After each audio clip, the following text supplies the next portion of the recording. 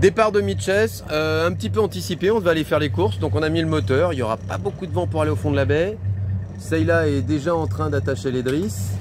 Mitches, c'est un arrêt finalement sympa, une petite ville sans prétention, mais qui nous a permis de rencontrer des gens très très gentils. Ah voilà, ça on n'apprend pas. Ça c'est quand l'alarme dérape.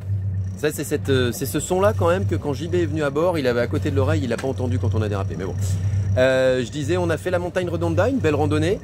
Et puis on a rencontré le gars de la police touristique, Nieto, c'est son nom de famille, Guido Nieto. Et un gars qui nous a pris aussi, Ezakiel, qui nous a pris en stop. Enfin voilà, des gens gentils. Une petite mamie avec qui a discuté depuis le balcon Seyla et qui finalement a invité à prendre le café. Et puis surtout les empanadas de Mitches, berenjena queso, délicieux. Route pour le fond de la baie de Samana, vers Sabana del Mar, juste derrière, il y a le parc des Haïtis avec des peintures indiennes, des tiny qui datent de 500 ans. Donc on va aller visiter ça après en dinghy. A priori la ville de Savannah a pas trop d'intérêt, donc du coup Sabana, hein, et après on ira à Samana. Donc du coup on va se mettre un petit peu loin. On aurait dû aller acheter des légumes et des fruits ce matin, mais on a dit allez, on décolle. Donc allez, on va aller découvrir ces peintures rupestres. Petite, bon non, là, il vaut même pas la peine, mais il y a un léger arc-en-ciel. Pas de vent, a priori journée moteur, ça me met de mauvaise humeur. Oui, je fais des verres ce matin, mais il n'y a pas trop le choix, on rentre dans une baie.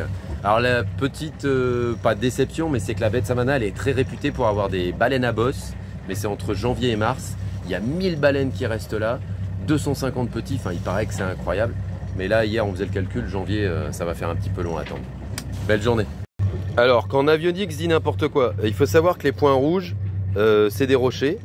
Et alors, il nous fait longer toute la côte, comme ça. Passer en limite tout le temps. Voilà. Bon, alors évidemment, hein, c'est quand la machine remplace l'homme. Donc ça, c'est le truc automatique. Bon, là, on est sûr de toucher un endroit. Donc du coup, le chemin va être beaucoup plus long.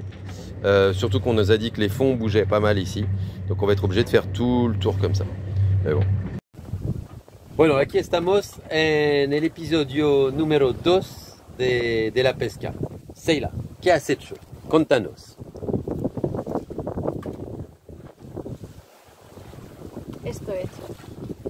A ver, entonces has puesto Una rapala, que se llama esto.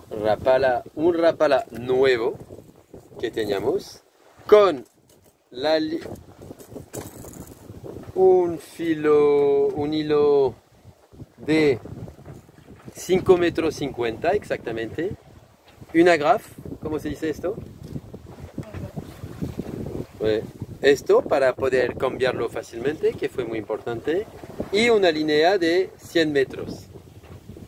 Así que estás lista para una buena pesca ahora. Sí.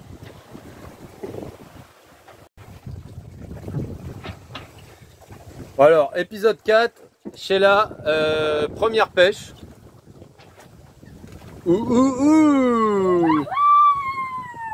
A ver. Bueno, episodio número 3 de pescar. Pues mira, Seyla hasta el final, ¿eh? Para salvar para que no para que no sufra el pescado, ya está con el cuchillo cortando directamente en el medio. Y ya. ¿Ya sí?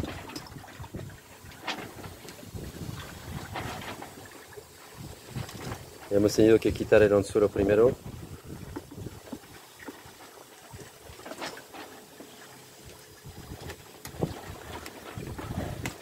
Pues un colorado bien grande, yo creo de por lo menos 3 kilos.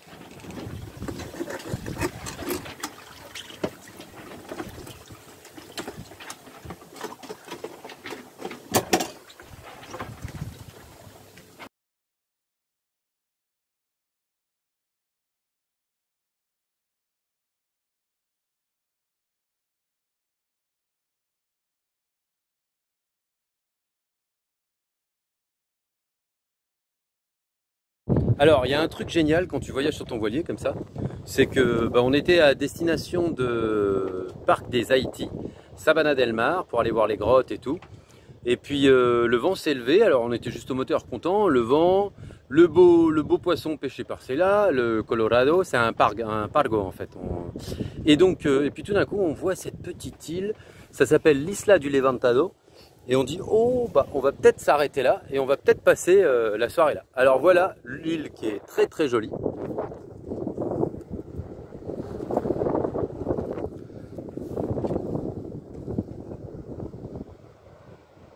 Alors il y a quelques touristes, c'est le week-end, mais bon c'est pas bien grave.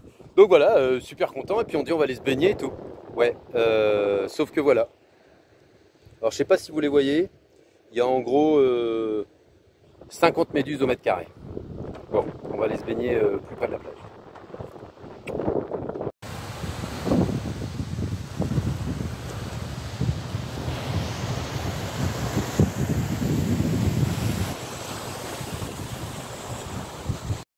Alors bon, oui, les méduses et tout. Bah finalement, Loulou est là-bas. Popo est là. Et nous voilà sur l'île du Levantado, donc qui est une île, qui est une réserve de Toumains. Les Toumains, j'expliquerai dans une autre vidéo. Et là, bah, ce qui est bien, c'est que c'est qu'il est 4h30, 5h, ils sont tous partis. Donc bah voilà, on a la plage pour nous. C'est là qui lit gentiment. Le monsieur qui va... bonjour monsieur. Qui va ramasser les chaises. Et puis bah, l'île du Levantado que pour nous. Donc bah, moi je me fais un petit peu chier, donc je vous fais des vidéos. Mais c'est quand même une journée qui se termine très très bien. Bah, d'ailleurs ça va pas se terminer comme ça va se terminer avec le Colorado au fond.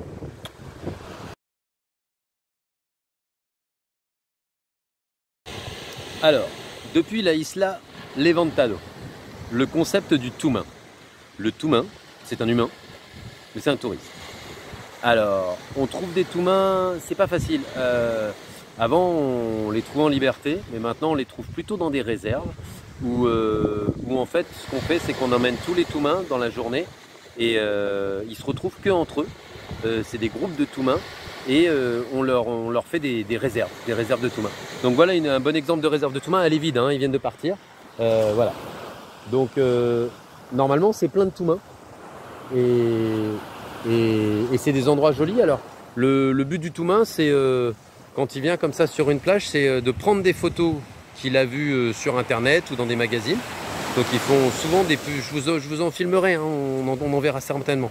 Ils font des positions un peu bizarres et tout, et puis ils sont sortis. Et le Toumain, il doit aussi, deuxième chose importante, il doit, quand il est dans des endroits comme ça, avec des palmiers et tout ça, il faut qu'il boive des piña coladas.